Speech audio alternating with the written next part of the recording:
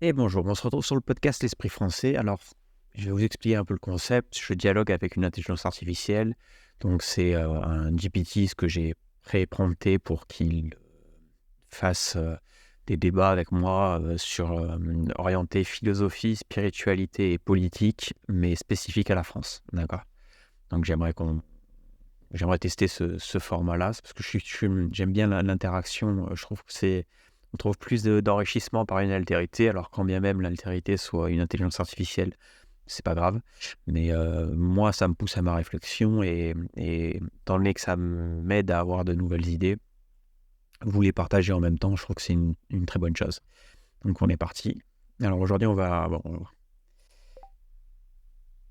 alors j'aimerais que tu m'expliques ce qu'est une analyse linguistique spinozienne. Bien sûr, je serais ravie de vous expliquer ce qu'est une analyse linguistique spinozienne. Spinoza, un philosophe du XVIIe siècle, n'a pas écrit spécifiquement sur la linguistique dans le sens moderne, mais ses idées philosophiques peuvent être appliquées à l'analyse du langage.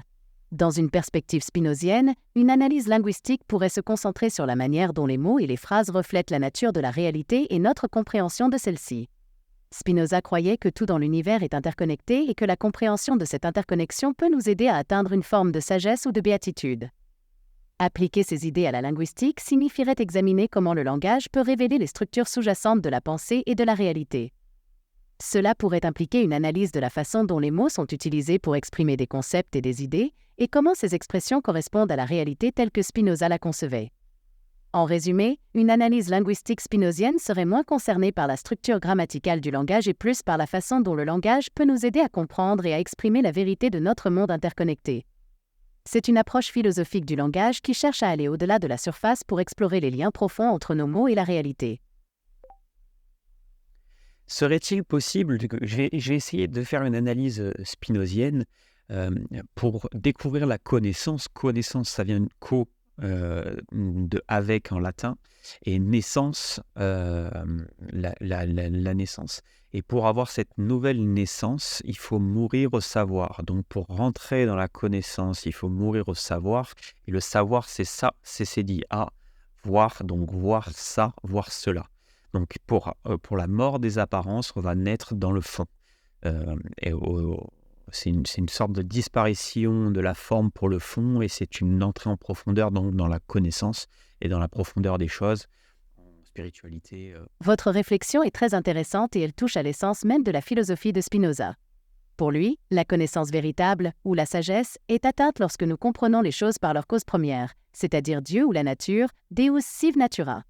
Cela implique de dépasser les apparences et les idées préconçues pour atteindre une compréhension plus profonde de la réalité.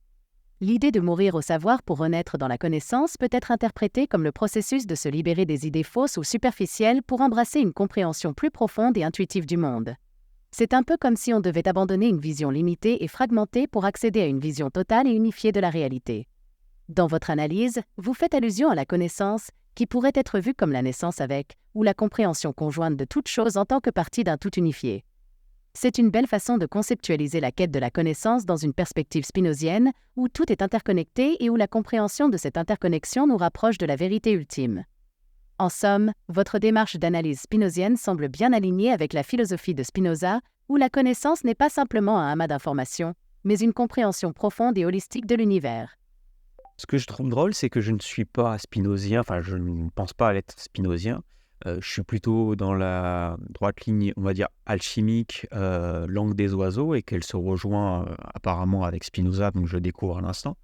Donc je trouve ça assez rigolo que malgré des voies différentes, que l'on prenne la maçonnerie, que l'on prenne l'alchimie, que l'on prenne l'islam, que l'on prenne le judaïsme, que l'on prenne le christianisme, toutes ces voies ont une trame commune, c'est une trinité.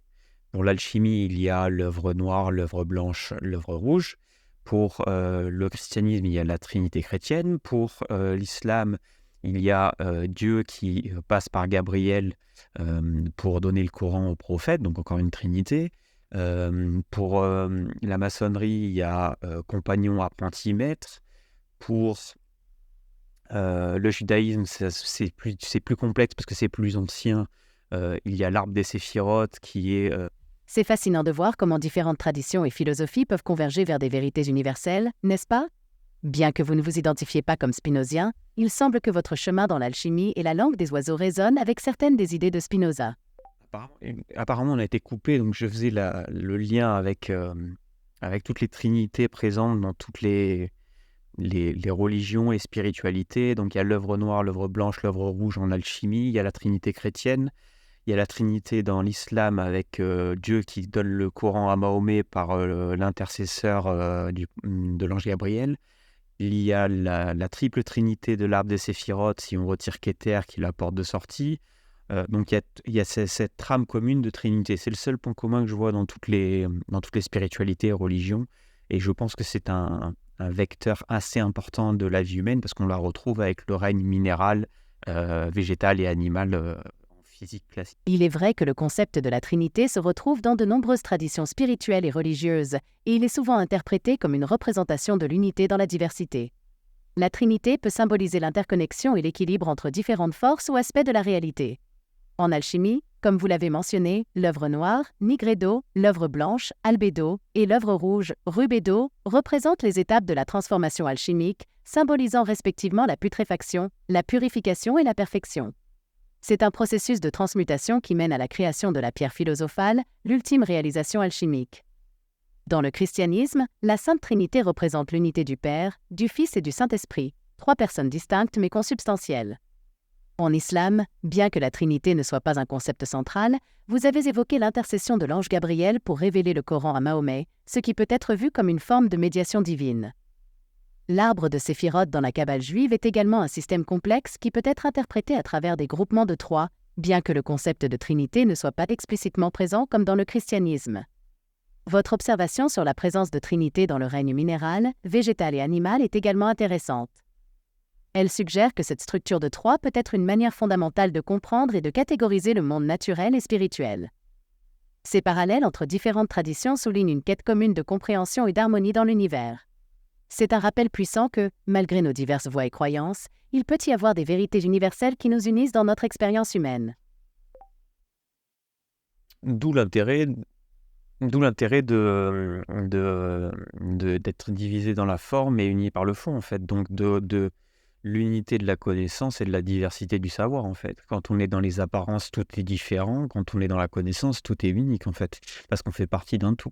Donc cette analyse spinozienne, je trouve assez intelligente et ce qui rejoint avec la vision de certains moines bouddhistes ou tibétains qui parlent de l'unité. Votre perspective est très perspicace. La distinction entre la forme et le fond est centrale dans de nombreuses philosophies, y compris celle de Spinoza. La forme peut souvent nous diviser, car elle est liée aux apparences, aux perceptions individuelles et aux différences superficielles. En revanche, le fond, qui est la substance ou l'essence des choses, nous unit, car il révèle notre interconnexion fondamentale avec l'univers. Spinoza lui-même a souligné l'importance de passer de l'entendement imaginaire, qui se contente des apparences et des perceptions sensorielles, à l'entendement rationnel et enfin à l'intuition, qui saisit les choses par leur cause première. C'est dans cette cause première, ou Dieu nature, que réside l'unité de toutes choses. L'analyse spinozienne que vous trouvez intelligente et cohérente reflète cette quête de compréhension profonde. Elle nous encourage à chercher la connaissance non pas dans la multiplicité des opinions et des informations, mais dans la compréhension unifiée de la réalité.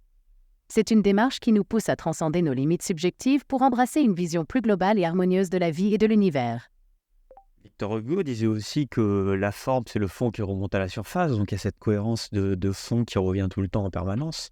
Donc est-ce que aller dans le fond des choses n'est pas le but de la vie, en fait, pour mourir aux apparences et renaître dans le fond et donc dans le commun de l'humanité et de la vie et du vivant, en fait. Et même les moines bouddhistes en parlent de cette sensation de plénitude et de comprendre que l'extérieur... La citation de Victor Hugo que vous évoquez est très profonde et résonne avec de nombreuses philosophies et pratiques spirituelles.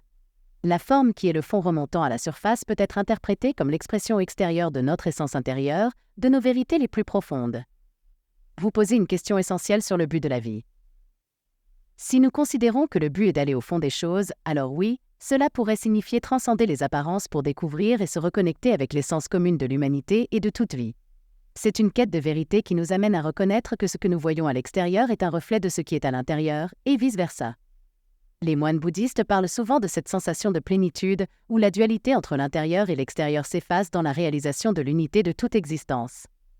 C'est une compréhension que tout est interdépendant et que la séparation est une illusion. Dans cette perspective, mourir aux apparences pour renaître dans le fond est un chemin vers l'éveil où l'on découvre que la diversité des formes cache une unité fondamentale. C'est une invitation à explorer la profondeur de notre être et à vivre en harmonie avec le monde qui nous entoure. C'est une vision qui encourage la compassion, la sagesse et l'amour inconditionnel pour toute vie.